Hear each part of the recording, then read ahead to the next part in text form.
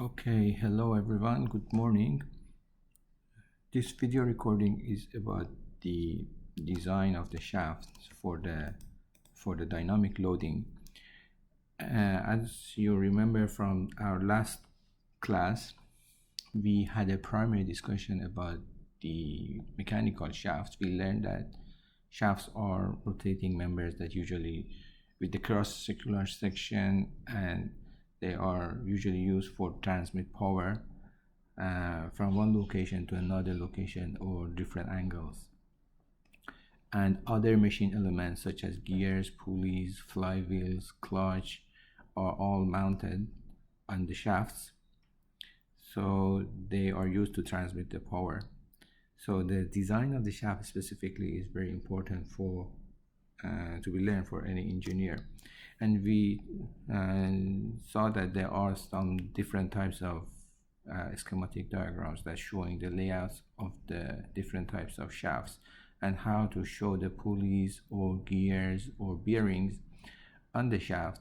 And in order to install these components on the shafts, we have some shoulders or fillets, and also maybe some key seats on the shaft, which all of them make the stress concentration.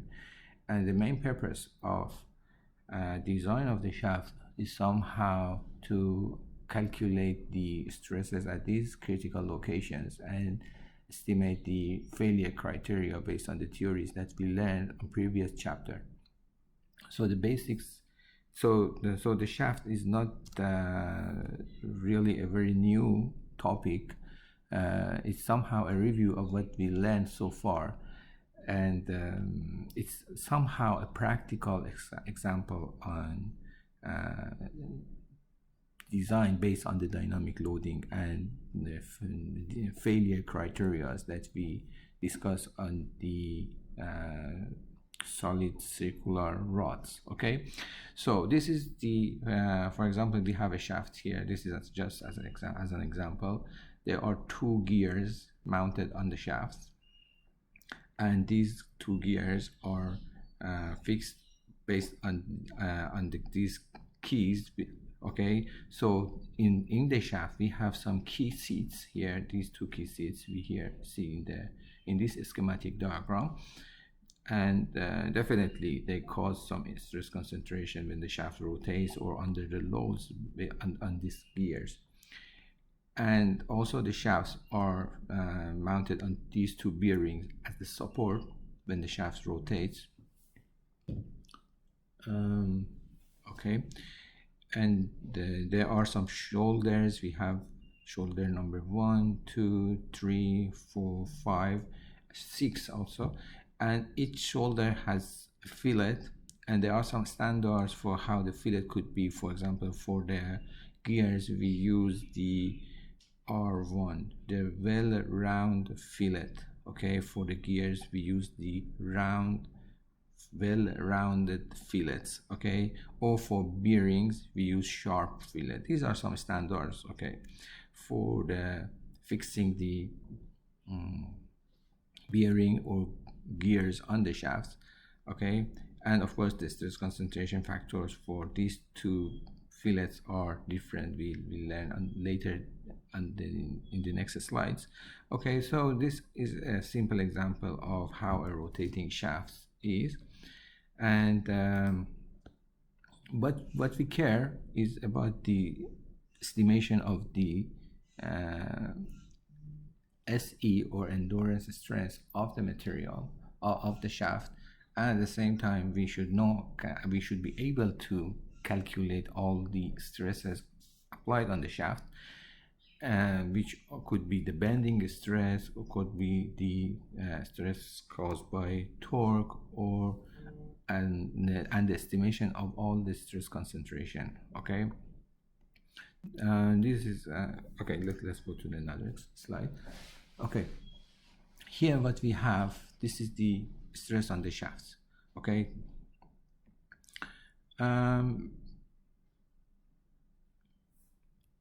as we know, we have two types of stresses. We learned before. We have a normal stress, usually caused by bending, and the torsional stress caused by the torsion.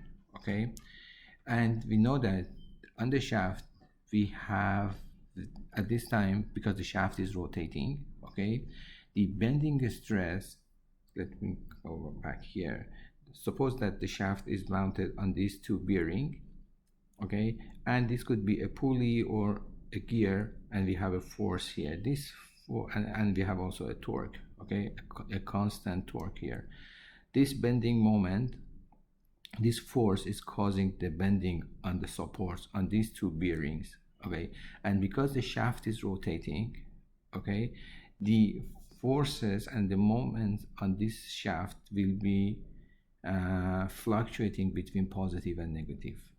And if we assume that the force is constant, we have a plus minus force and stress on these two supports. Okay, this is what we learned on the dynamic loading on previous session. Therefore, we learned that we have a sigma A, which is about the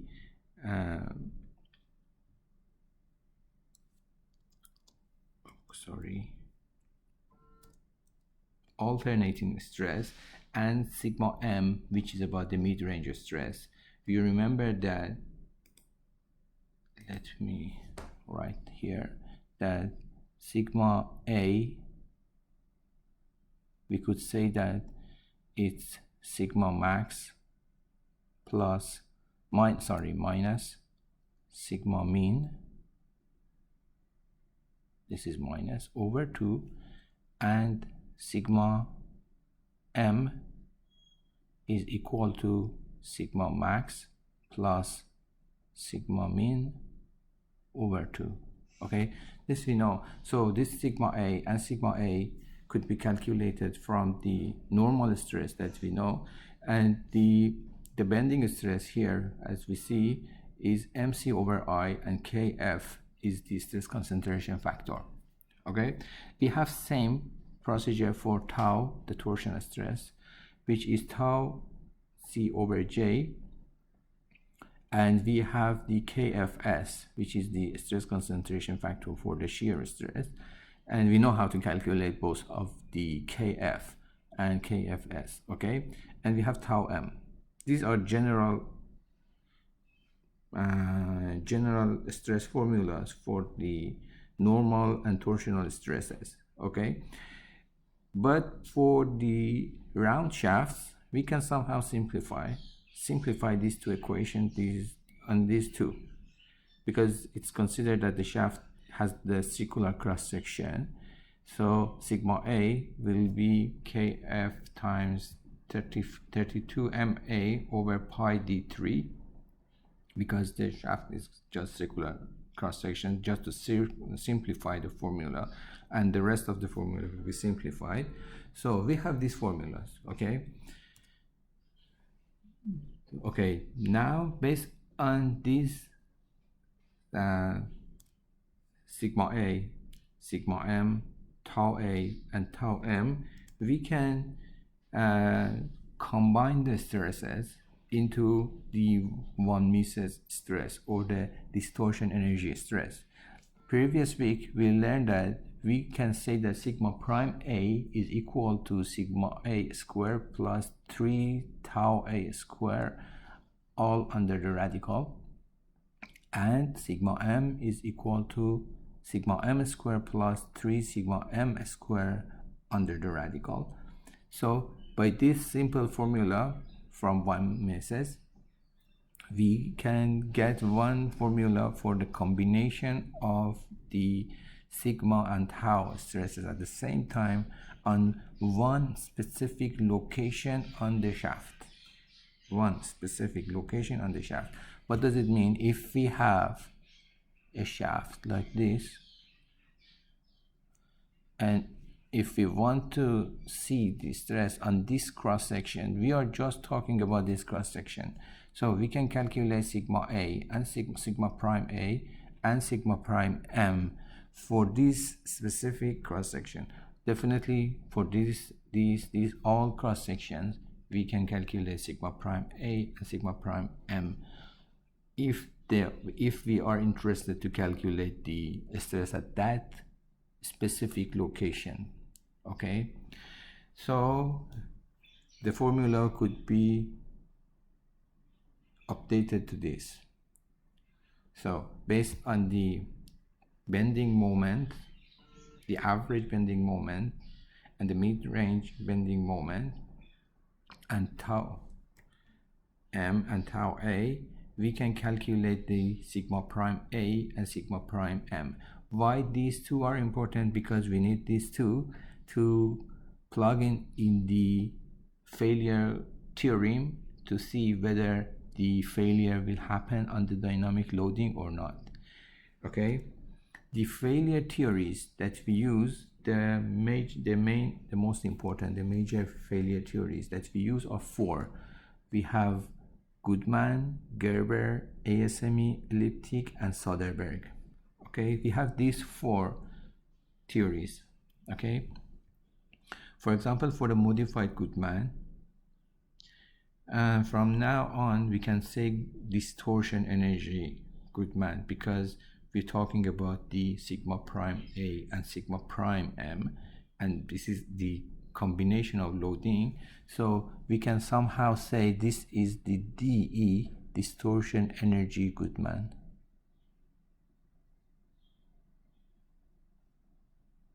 Okay, so the formula for calculation of the factor of safety 1 over n is sigma prime a over SE plus sigma prime m over SU.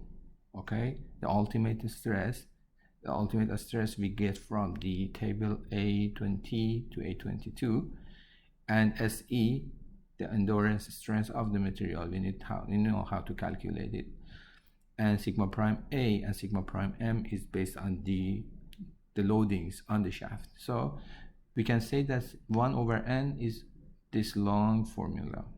Okay, 16 over pi over d3 blah blah. Okay, but all of them we know. SE, MA, KF is the stress concentration factor, and KFS the shear stress concentration factor, and to the end. Okay, so based on that we can estimate, if we know the diameter and if we have the sufficient information to calculate sigma prime a and sigma prime m, and if we have the information about the SE, we can estimate that how much is the factor of safety of that shaft at that specific location.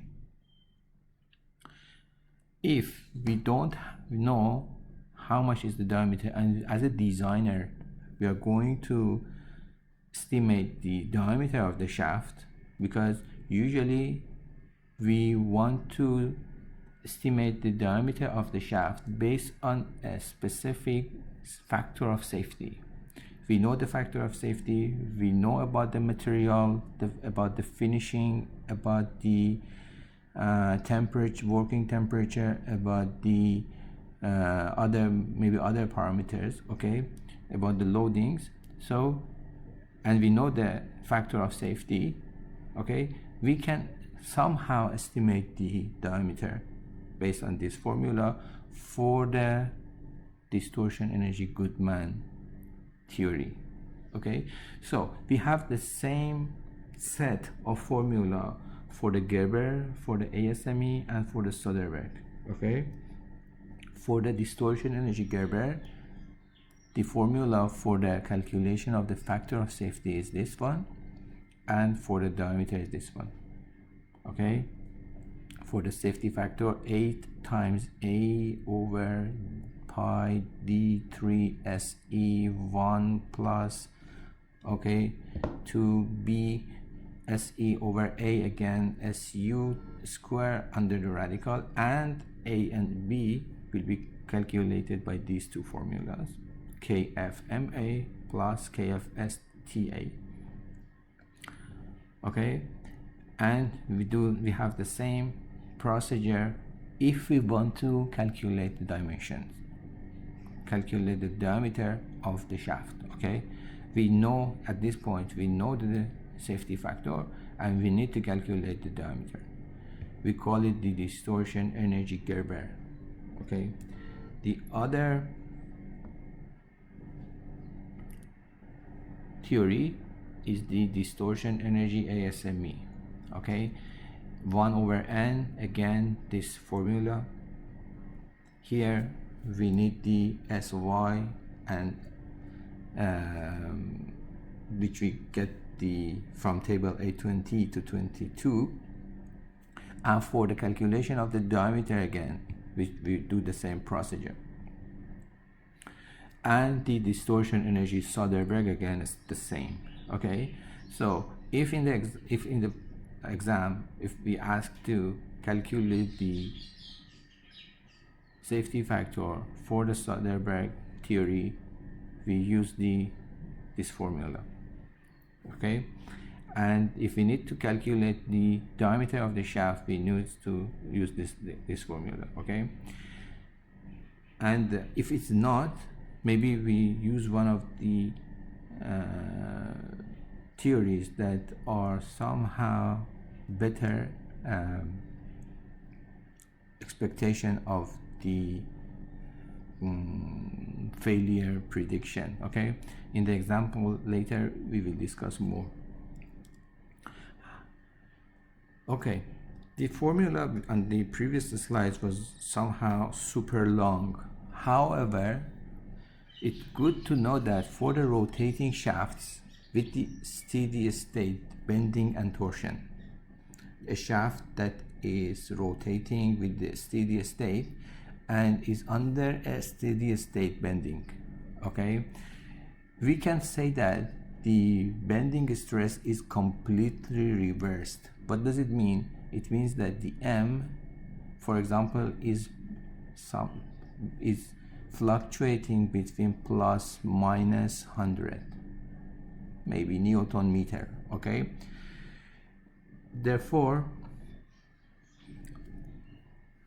in this case the mid-range of M is always 0. Why? Because the MM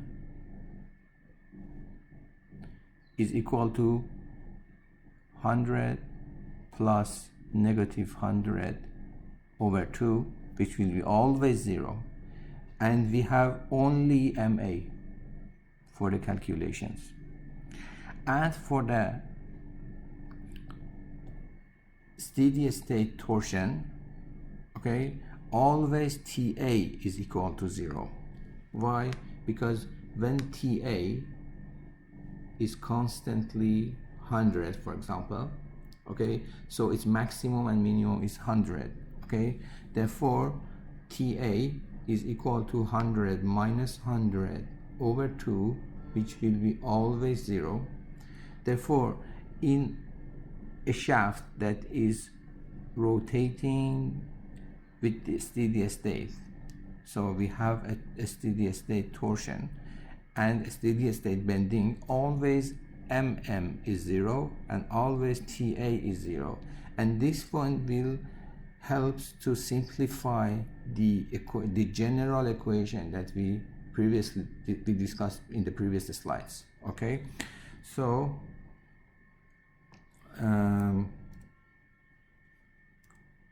what we can say that in these types of shafts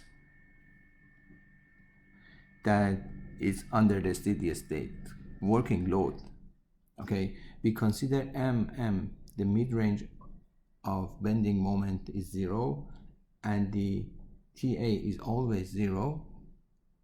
Okay, so when MM is 0, this one will be 0 and TA will be also 0.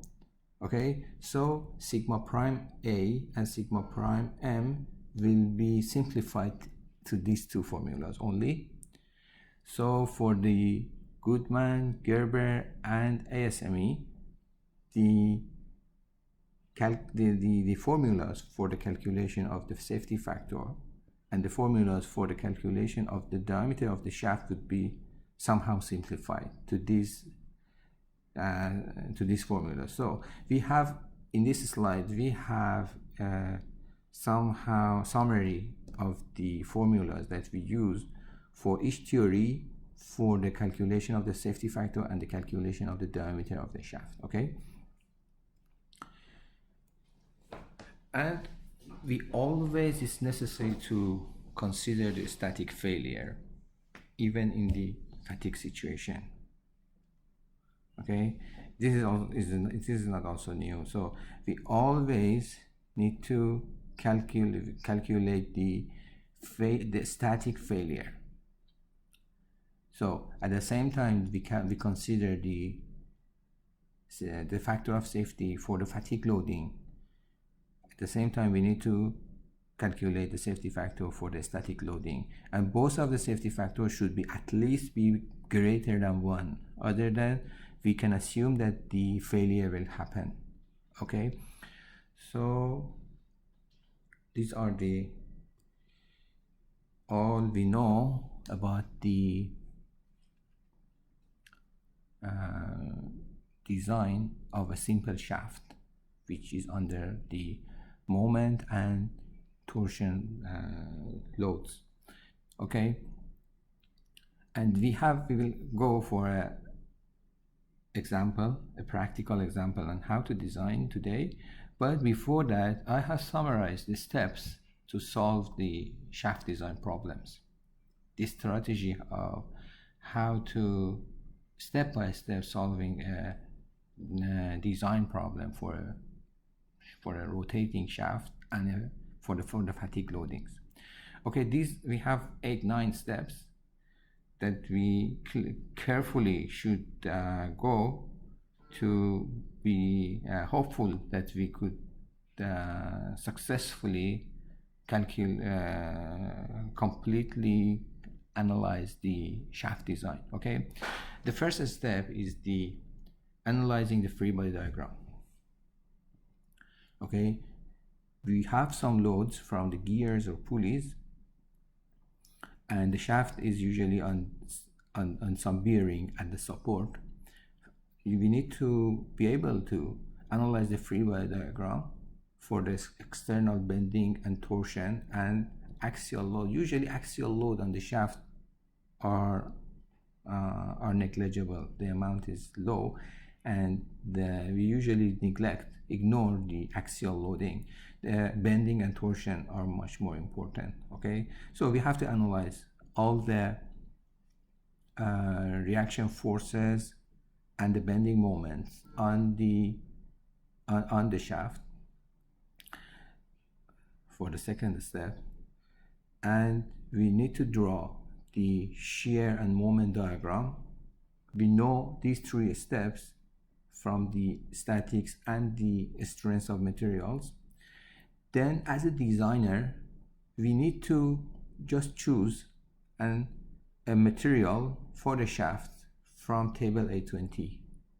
We go to table 820 or 821 or 22 and choose a material, a cold drawn or hot rolled steel, for example, material, which we somehow believe that is suitable for this for our design. Okay, just choose. Then on the 5th step, we need, and also based on the material, we are able to calculate the SE. Okay, we are able to calculate the SE. The next step is to identify all the critical potential location on the shaft. Okay, and based on these 2, we can estimate the diameter at that critical location. For example, that location, we have a shoulder or we have a keyway or retaining ring groove, okay, on the shaft. Based on the safety factor, for example, we assume that the safety factor is 1. Okay, based on this factor of safety, and at that critical location, okay, we just estimate the diameter of the shaft at that location. And now, because we have the diameter, we can calculate all the actual stresses okay, and go for the next diameter on the other critical location, okay, step by step, and see whether this diameter can meet the factor of safety that we assumed for the shaft design. Okay, I hope that on the example that we have here I can clarify all the steps for you. Okay, before solving the problem, the example together, because in this example we are going to design a shaft, okay, we don't know the diameter, we just know about the loads and we just know about the factor of safety. We need to choose the material, we need to choose the diameter and see whether the material and the diameter will cover the factor of safety based on specific theory, maybe Goodman theory or Gerber theory, I don't know, okay, because it's somehow estimation. Okay, for the start of the design we need to guess the stress concentration factor, okay, and we need this table 7.1 for somehow estimating the stress concentration factor to start the design. On the next step we will calculate the stress concentration factor from the tables and figures that we learned from chapter 6. But for the start, as we don't know how much is the fillet, how much is the diameter, and just we are doing some estimation, we need the table 7.1 for the estimation of the stress concentration factor. Okay, this is the KF and this is KFS. Okay, the stress concentration factor for the bending and torsion. If for example we have a shoulder with well round fillet, the first estimation for the KF is 1.7 and the first estimation for the KFS is 1.5, and the standards say that the fillet over the smaller diameter we should take to be 0.1. These are some standard. It's like that. We have a shoulder, this is the capital D, here is the small d, and here we have the fillet radius. Okay, we don't know how much is the capital D is or how much is the small d here. Okay, but we know that it is a shoulder that we mount a gear, because for the gear we need a well round fillet. Okay, so because it's a well round fillet, okay, the start for the stress concentration factor we consider to be 1.7 for bending and 1.5 for the torsion, and R over D, the standard tell us to be 0.1. Okay, and also we have these two important points, that D over D will be 1.2 for the well round shoulders and 1.4 for the sharp shoulders. You look at this one, we have a shoulder, okay, for the D over D we consider 1.2 for the well round shoulders and 1.5 is the sharp shoulder. Sharp shoulders are for fixing the bearings, and round shoulders are for the gears and like that. Okay, so and for the key seats also we have some other standards for the estimation. Okay, let's see the example and to see how the design goes. This example is from chapter 7 of our reference book. Okay, example 7.2, and it says that the example says that the A double reaction gearbox design has developed to the point that the general axial dimension, okay, never mind. These are some detail of this figure. This is the shaft.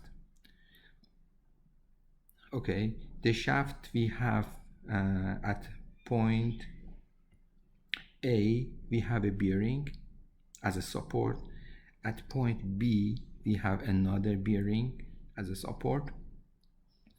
At point G, here we have a gear. We call it gear number 3. And at point J, we have another gear, gear number 4. The diameter of gear 4 is 2.67 inch. The diameter of gear 3 is 12 inch. So it's not fully draw here, okay? The diameter is much larger, is 12, okay? And the power may comes from gear number 4 and goes out maybe from gear 3, I don't know. So what the problem say that it's the gear 2, 3, let's look at the problem. The gears transmit the torque through keys. Here are keys, and this is the key seat on the shaft. Gears have been specified as shown, allowing the tangential and radial forces to transmit through the gears to the shaft to be determined as follows, okay? WT means tangential force. WR is the radial force. On the gears, when two gears here at this point touch each other and transmit the force from the we call it driving gear, and we call it driven gear, okay? This gear is rotating clockwise, and this is the point that the force on the gears are here, okay? This here Wn is the normal force that we can subtract it to WR, radial force, and tangential force, WT. So each gear has a WR and WT. Why they are important? Because WR causing the normal stress for the bending, and WT will cause the torsional stress, okay? Definitely Wn, the mixture of WR and WT, the total force, the total normal force, Wn also cause the normal force, okay? So we need to know about the WT and WR on the shaft, okay? So we have the values. The WT for the gear 2, 3, okay? This is gear 3. We don't see gear 2. Gear 2 is somewhere else. The gear 2 is transmitting the force to the gear 3. Is 540 pound force. WR23 is 197 pound force. WT54 is 2,431 pound force, and WR54 is 885 pound force, okay? So we know how much are the forces that are on the shaft, okay? The problem is asking the phase for the design, which include the selection of a suitable material and appropriate diameters for each section of the shaft, okay? For the sufficient fatigue and static stress capacity for the infinite life of the shaft and minimum safety factor of 1.5. So we need to estimate all these diameters on the shaft, D1, D2, D3, D4, 5, 6, 7, and choose an appropriate material for the safety factor of 1.5. The question didn't mention about the theory, so later we choose a suitable theory for the design purpose, okay? So this is the question that we need to solve. we know about the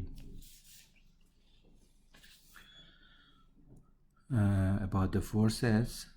These are very important, and we know that the safety factor is 1.5. That's it. We don't know anything. Okay, the first step is to analyze the free body diagram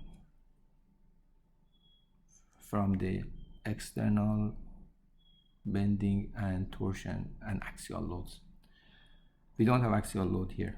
Okay, the second step is to analyze the reaction forces at the supports, and the third step is to draw the shear and moment diagrams, because we need to know the shear and the moment diagrams for at each point, because later we need these moments, the values for the calculation of the moment and calculation of the torsion for every critical location. So we start with the free body diagram. I have drawn this is the simple, this suppose that to be the shaft, and this is for the radial force only. Later we go for the tangential force, okay? Because you have two types of force which are perpendicular to each other. The R and T forces are here perpendicular to each other, okay? So this is for the radial force only. First we have WR 197 and WR 54 equal to 885 pound force. And these two blue reaction forces are for the bearing supports. Okay, from the statics we know how to calculate the the global. We write down the global formulas for the F and M equal to 0, sigma Fy equal to 0, and sigma M equal to 0. So we generate these two formulas and solve them. So RA plus RB equal to 197 plus 885, so equal to 1082 pound force, equal and by this formula sigma M equal to 0, we can calculate the R at point A and R at point B. This is for the radial force, okay? So R at point A will be 356 here, and at point B will be 725.3. This is 0.7. We do the same for the tangential force. Okay, we do the same. Okay, and we get that the RBT is 1776 pound force, and RAT is equal to 115 pound force. Okay, so this is the first step, and we should be able to do it from the statics. Okay, the next step is to drawing the shear moment diagram for each plane, one for the radial force, one for the tangential force. Okay, the first one, and also we can calculate torque. Okay, torque, if you want to calculate, let me go back here, is we can calculate the torque by this formula. Okay, we have WT equal to 540, and we know the diameter of the gear. Okay, we know that torque is equal to the force times the radius, diameter over 2. So torque will be 540 times 12 over 2 equal to 3,240 pound force inch. We can also calculate the torque by the other gear. They should be should be same value. Okay, so we can say that torque is also equal to T equal to 2431 times 2.67 over 2, the radius of the gear. Okay, let us check together.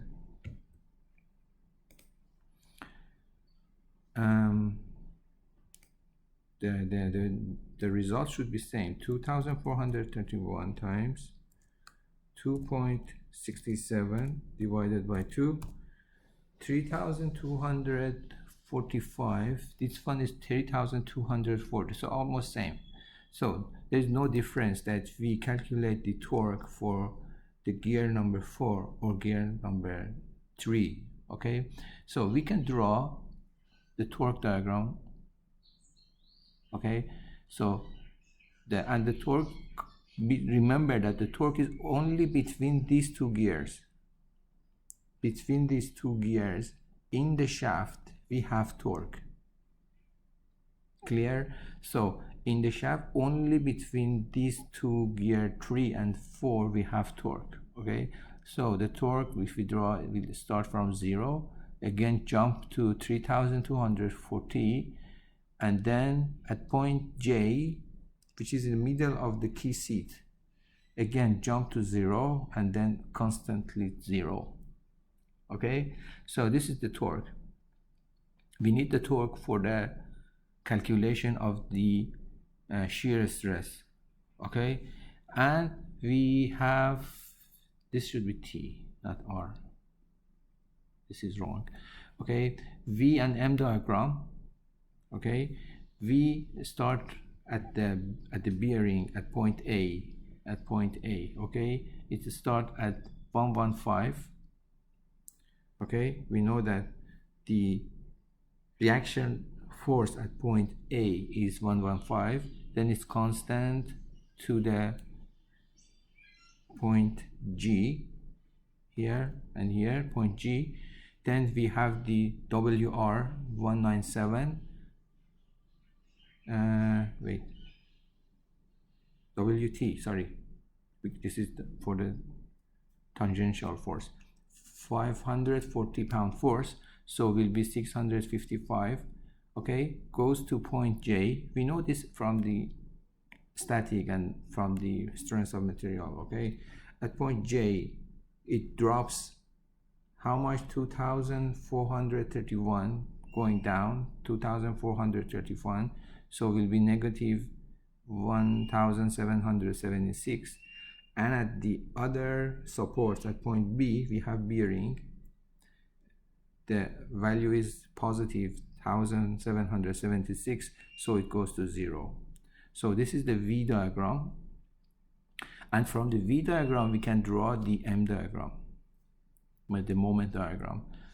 And I know you are expert, so for the M diagram, the area under this portion is this value, and because this is the straight line, here we have a straight line, this will be, the first portion will be a straight slope, and because it's positive, the M will be positive. Again, because it's again positive, it will be increasing. How much increase? By the value of the area under the V diagram in this portion. Okay, so for example here we have 115. This length should be 2. Let's check from point A to point G. Okay, it's 2.75 minus 0.75 equal to 2, so 2 inch. So 115 times 2 equals to 230, this number. So this is the way that we generate the M diagram. Okay, so it's very important because all these numbers, and the maximum will be 3996. Okay, so this is the moment diagram for the tangential forces. We should do the same for the radial forces. Okay, the torque is same, we don't need to draw it again, but the V and M will be totally different because the forces are totally different. So we have RA 355 and RB 725.3 pound force. Okay, we draw the V diagram. 355, then it drops by 197, will be 160, then goes to point J. At point J we have 885, again going down to negative 725, and at the end at support B,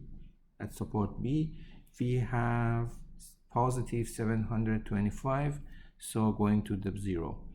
You know that and for the M, you know that every time from the beginning and the end should be 0, otherwise there is something wrong. Okay, we draw the same for the M, again same, this 730 should be double of 357 because it's the area of this rectangle. Okay, so the maximum M is 1632. So this is the R, the moment diagram for the radial forces. Actually, for the calculation of the stresses, we don't need the V. We only need M and only need T. Previous slide. We only need the torque and we need only the moment, but the total moment, not the radial moment, not the tangential moment. Okay, only we need the total moment. Okay, so for the total moment we need to combine the moments by the orthogonal planes vectors to get the numbers. Okay, so these, for example, for this point we have 1632 square plus 3000 here, 3996 square under the radical equal to 4316. This is the maximum torque, and other potential critical locations we need to calculate the total moment. So you see, this is the very important step for the calculation for the design. Okay, so we need to exactly know at every potential critical location how much is the torque and how much is the bending moment, the total bending moment. Okay, so this is the first step, first 3 steps. The next step is to choose a proper material. How? We don't know. We just go to table 820 and based on our previous experiences only, we choose and the cost that the client is ready to pay, or other parameters. Okay, and based on our previous experiences, we choose a proper material for the design purpose. Okay, here I'm choosing, for example, 1020 steel cold round, okay, material. So the SU is 68 and SY is 57. Because it's US unit, we choose the numbers in the parentheses. Okay, the next step is to calculate the SE. How much is the SE? Because we need to design for the unlimited number of cycles, for the infinite life. Okay, so S prime E is half of SUT. KA we take from table 6.2. For the machine cooled round, we choose the 2.7 and exponent B negative 0.265. Okay, this will be KA. For the KB, the size factor, Actually we don't know how much is diameter. We don't know how much is d to somehow calculate the kb, but kb is usually between 0.8 to 1, usually between 0.8 to 1. So I just choose a mid-range of these two numbers. So I just choose 0.9 as the first step of the design. Okay, for case C, D, E, and F, because it didn't mention in the example, we just choose 1. So the SE so far will be 27.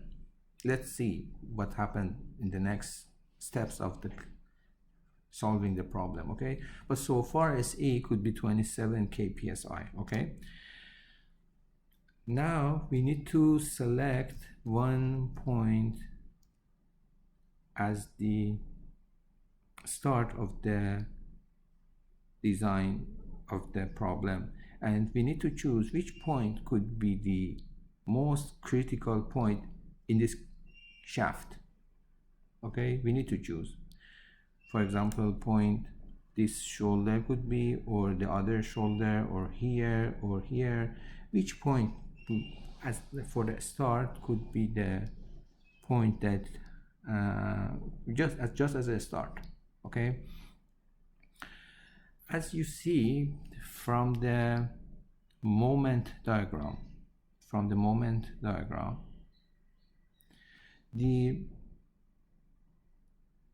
left part of the shaft, the moment diagram, like if suppose that this is the middle of the shaft, for example, the moment diagram is very low comparing to the right side, which the moments are higher.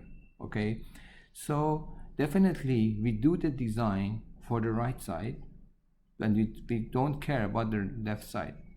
Okay, and just assume that the later d5 will be equal to d3, later d6 will be equal to d2, okay, and d7 equal to d1. But we don't go to the calculation and the design of the left side of the shaft. Okay, now for the considering the right side of the shaft, we have the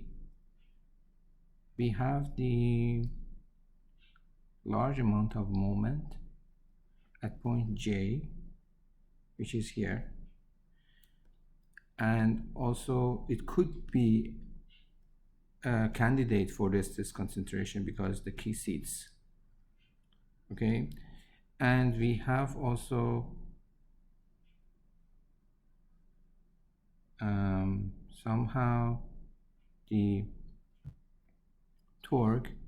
It could be a point for the stress concentration. Okay, but this point also, which has a very high stress concentration, I think this 3651, and at the same time we have a shoulder, so, and it has a fillet, and we have torque at the same time. This one also could be another candidate for the failure of the material. So let's start with point I.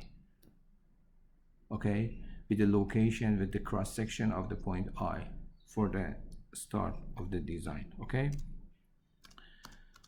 so let's start with point I. Okay, because we have bending moment very high, and we have the stress concentration at this point, and we have torque. So because of these three reasons, we choose point I for the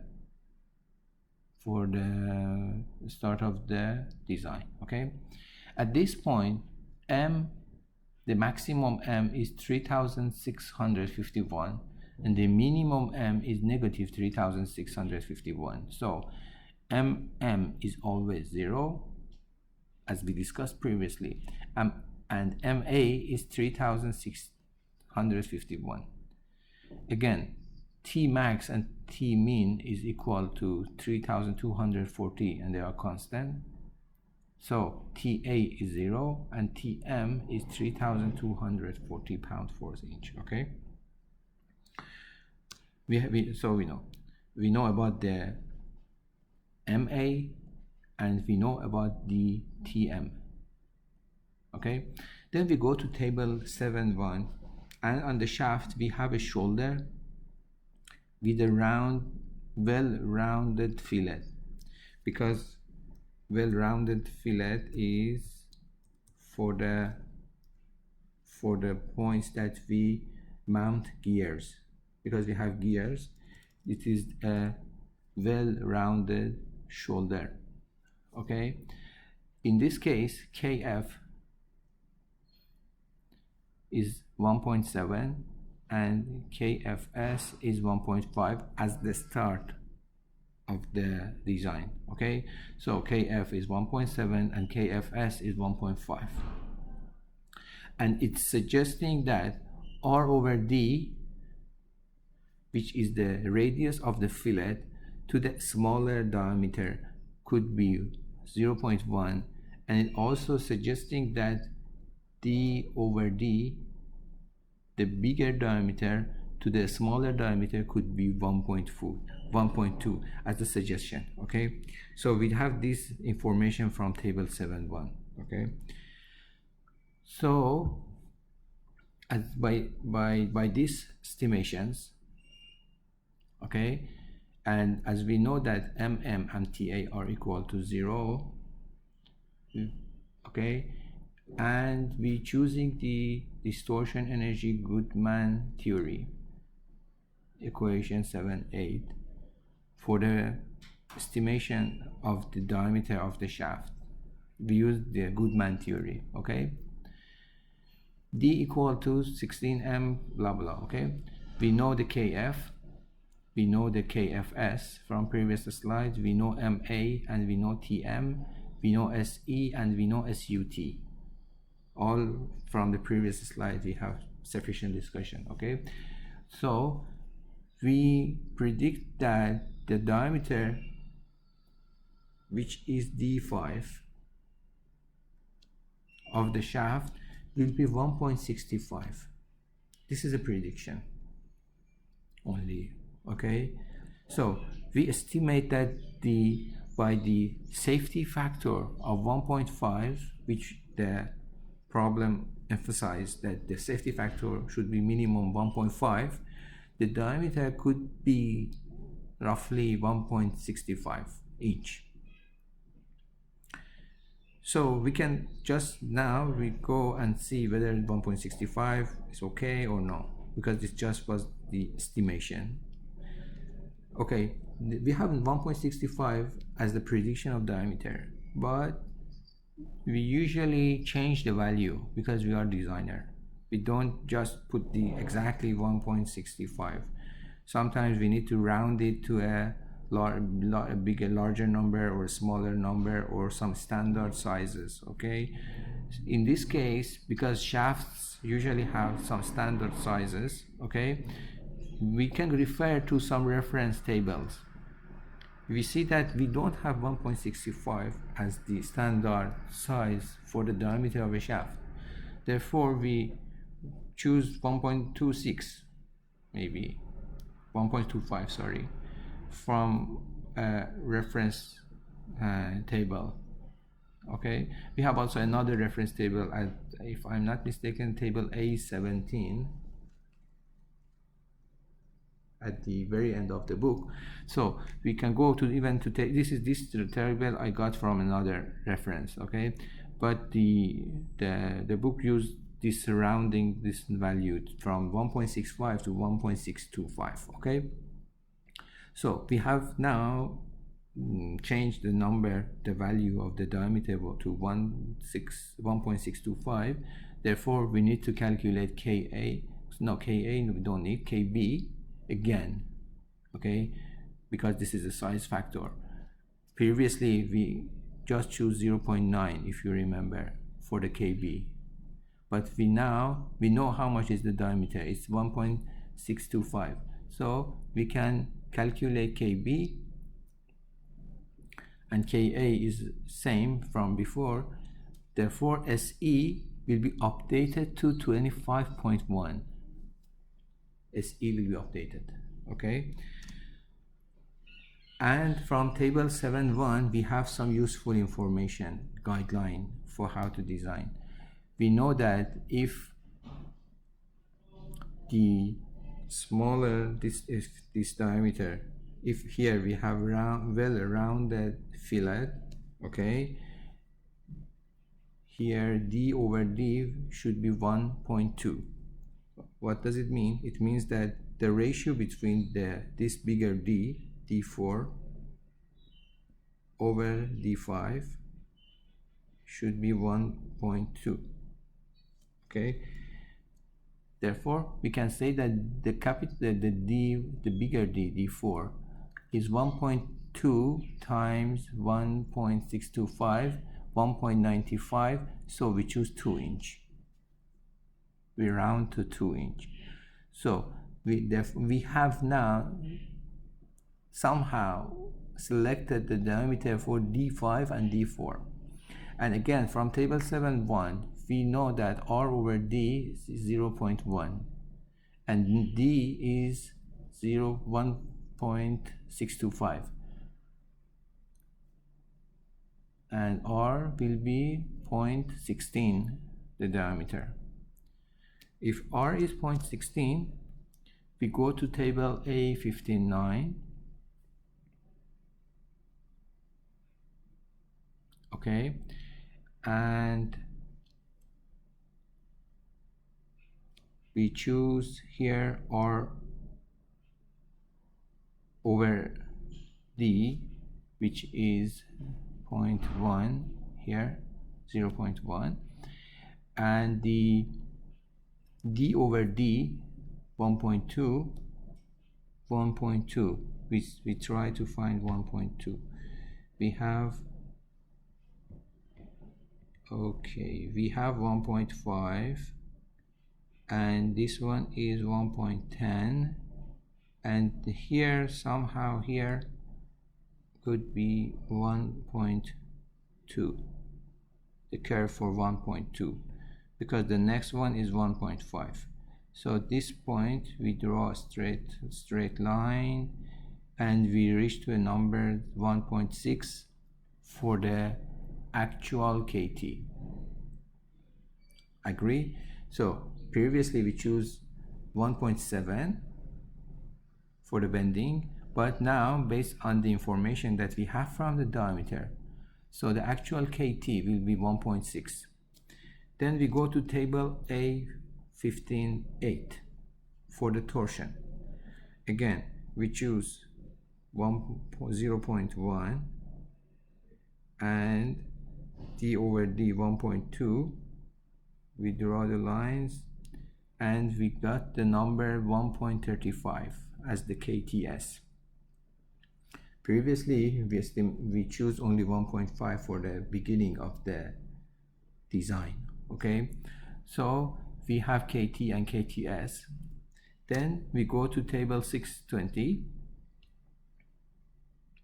Table 620, the radius here is 16, 0.16. We have 0.16 here, and we know that the SU of the SUT is 68 if I'm not mistaken, so 68 roughly here. And if we draw the line, the Q will be 0.82 for the bending, and for the torsion again we choose we go here to choose the radius, which is 0.16, and again this point for the SU, so QS will be 0.85.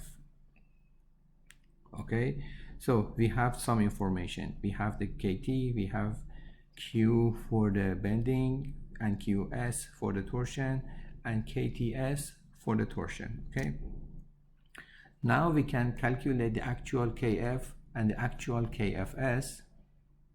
Okay,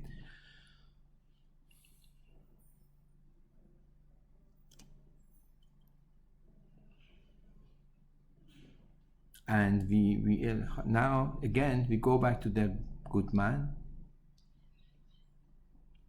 We calculate, we know the MA from, this is just repetition, okay, and TM.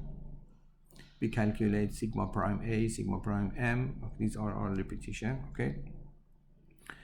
Based on the actual diameter that we have now and the actual KT and KTS that we just found, okay.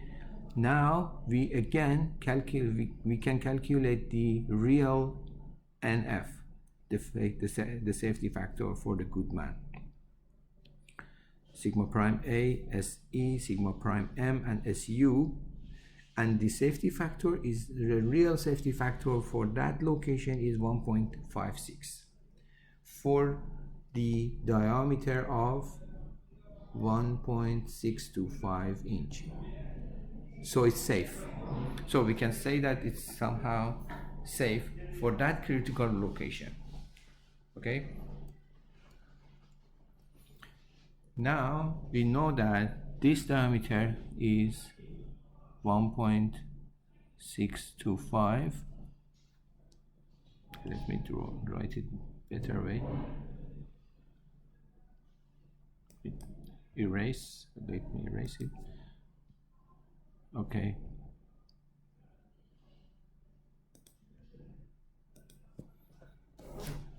This one equal to 1.625 and this one equal to 2 inch. Now we go for the next. Now we go to the next point, okay. The next point is here, the key seat that we have. We need to know about the that if this diameter 1.625 and the material that we choose previously is okay with the stress concentration happens here or is not, okay. Why this point? Because here we have the round shapes, okay.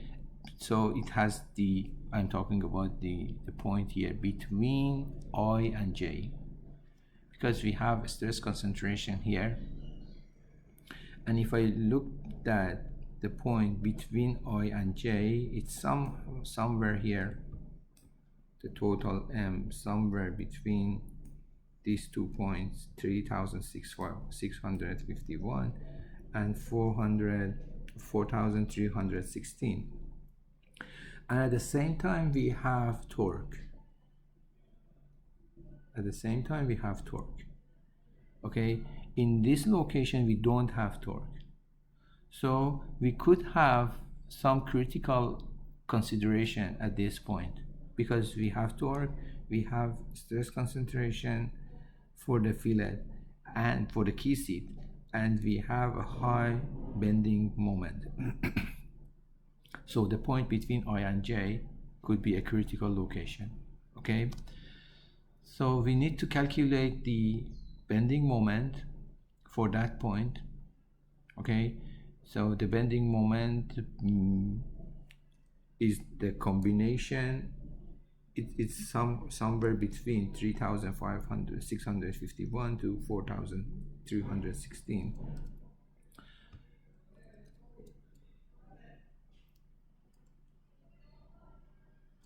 Which will be 3,715, and the torque is constant because it's steady. Again, MM and TA is 0. Now we need to calculate the stresses, okay. We need the KT because it's a key seat. The KT for the bending is 2.414 and the KTS is 3, and R over D is 0.02, okay. We know the diameter previously 1.625, so R will be 0.0325 and we have estimated the KTS and KT. Okay, for the Q and QS we need to refer to the figure 620 and 621. Again, I leave it to you. So we can estimate the KF and KFS. Okay, we estimate these two and we calculate sigma prime A and calculate sigma prime M based on the stress concentration factor for the key seats. Okay, and the new value for the bending moment. So sigma prime A is 15,490 and sigma prime M is 16,120 psi. Now again we need to refer to the Goodman and calculate the safety factor. Okay, again same formula. Okay, 1 over sigma prime A over SE plus sigma prime M over SU. This is the same formula but the different point. The safety factor that we get is 1.17 only. So it's less than 1.5, which in the problem asks us to be the minimum safety factor. Therefore, the diameter that we have, 1.625, is not enough diameter to meet the Goodman criteria, and the sample will break at this point based on the Goodman. So there is something wrong and we need to find a solution for that. The options that we have, option number 1 is to change the diameter to reduce the stress concentration factor. The option number 2 is to choose a stronger material. That is easier. Choosing the stronger material is easier to changing the diameter to calculate all the stresses from the beginning. But if we change to a more stronger material, we need to recalculate the SE only. Okay, so in this case, as the stress concentration factor is below 1.5, we go again to the table A20 and choose another material, maybe 1050 with the SU of 100 and SY of 84. So we need to recalculate the SE. Okay, KA we need to recalculate here is 0.797 and the SE will be updated to 33.3. Okay, and again we need to calculate the Q and KF and KFS and recalculate the sigma prime A and sigma prime A, because the KF and KFS has changed. Okay, then return back to the Goodman criterion, NF again 1 over blah blah. Okay, and the safety factor will be 1.51. So with the new material that we choose, and we continue the design with the new material, which is G10500 steel, we see that the safety factor for this point is safe. We don't need to go back and recalculate the safety factor for the previous dimension, for the previous diameter, because the safety factor it doesn't need to go, because from the previous safety factor was also higher than 1. Okay, higher than 1.5. Okay, the next point is the retaining ring section. The retaining ring section, this point, actually this point. This ring is used for fixing the gear not to move on the shaft, okay? And this shoulder will cause stress concentration.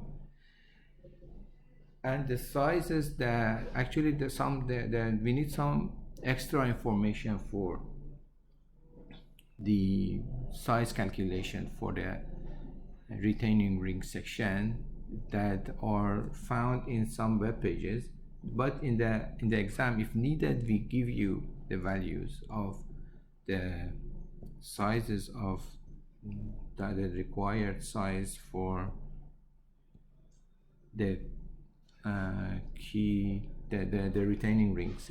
Okay, here R is the fillet size, A is this distance between these shoulders, and T is this small section, this height.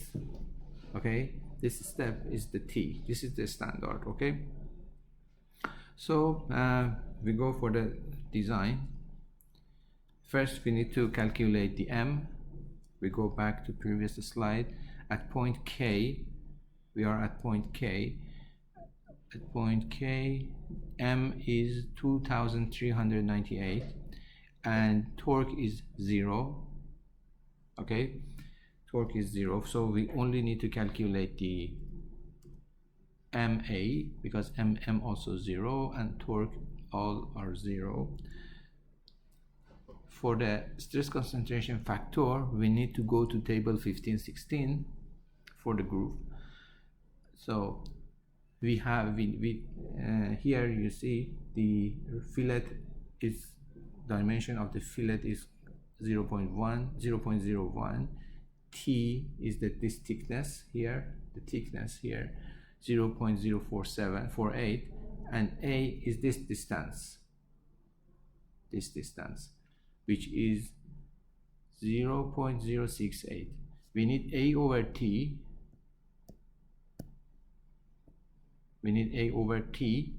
Okay, 1.42, and R over T, okay, which is 0.208. We go to figure A1516. A over T is 1.42 here, okay, and R over T, which is this line, this curve, 0.2. so overall the KT will be 4.3.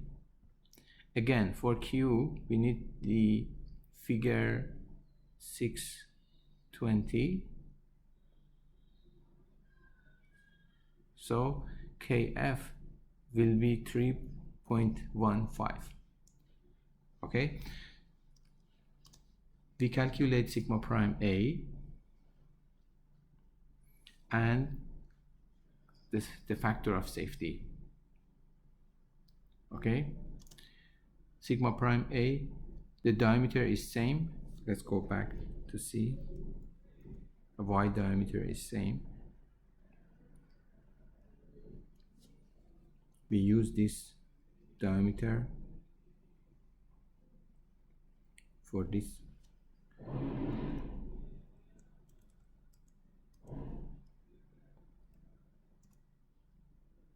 Okay, so this is the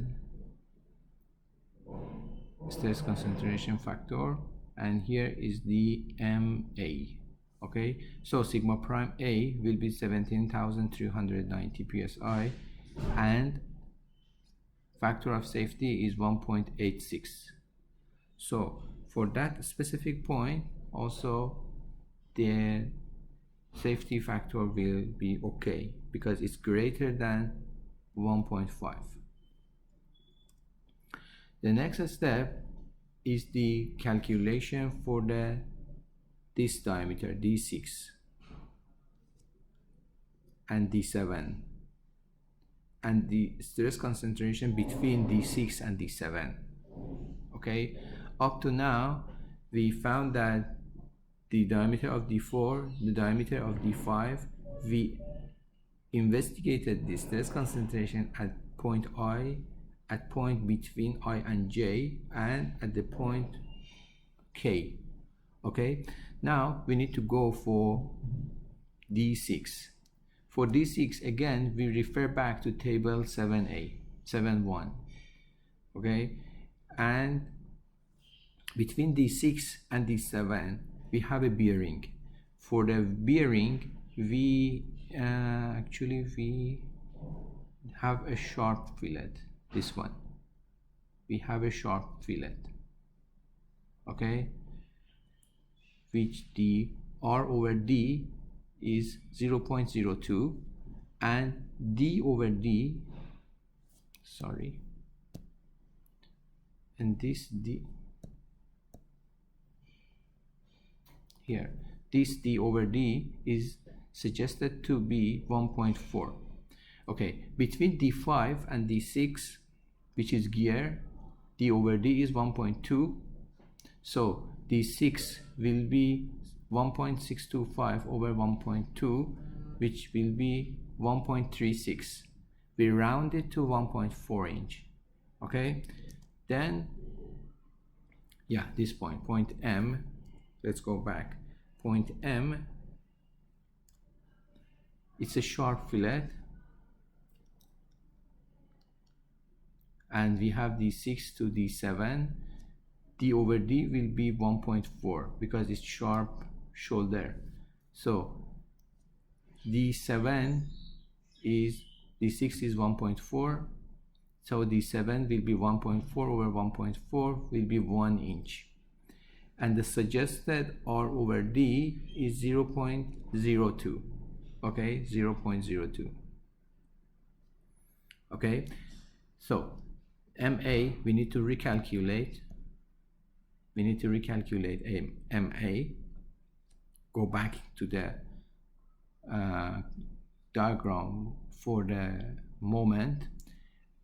It will be 9.959, and all torque are 0, and MM is also 0.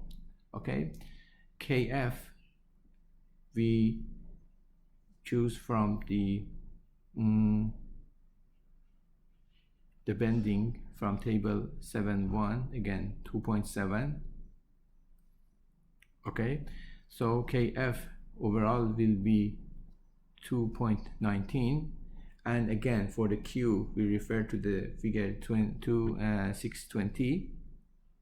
Now we are able to calculate sigma prime A. Okay, and the smaller diameter we take, D7. Okay, and an F will be 1.56 after calculation of the sigma prime A and substituting the values in the Gerber formula. And because for the stress for the torque is 0, we have only the stress for the sigma prime A. Okay, so again this safety factor is also 1.5, greater than 1.5. Now we can say that we have successfully calculated all the diameter, and what I mean is D4, D5, D6 and D7. D4, D5, D6 and D7. Okay, and choose a proper material that can resist under the bending moment and the torsional stresses caused by the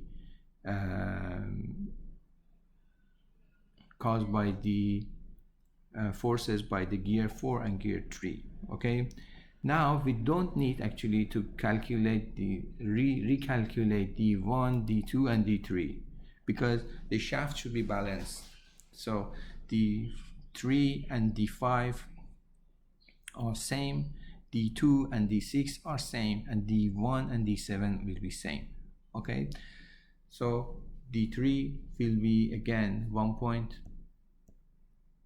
D3 will be 1.625, D2 will be 1.4, and D1 will be 1 inch only. So this is the way that this is somehow reverse engineering. We know how much is the force and we know how much is the torque, and we know what type of component are going to mount it on the shaft, such as bearing and gears in this case. We choose a proper material. We follow up the 9 steps that I explained to you, okay, step by step.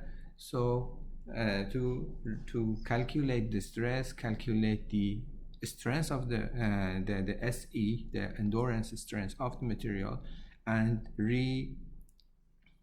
examine that if the safety factor is meeting the one asked in the example. Okay, I hope that you watched this video, the entire of this video. We will do more discussion during the face-to-face class, okay? And please watch the video before our next session, okay? Thanks for the watching. Thank you.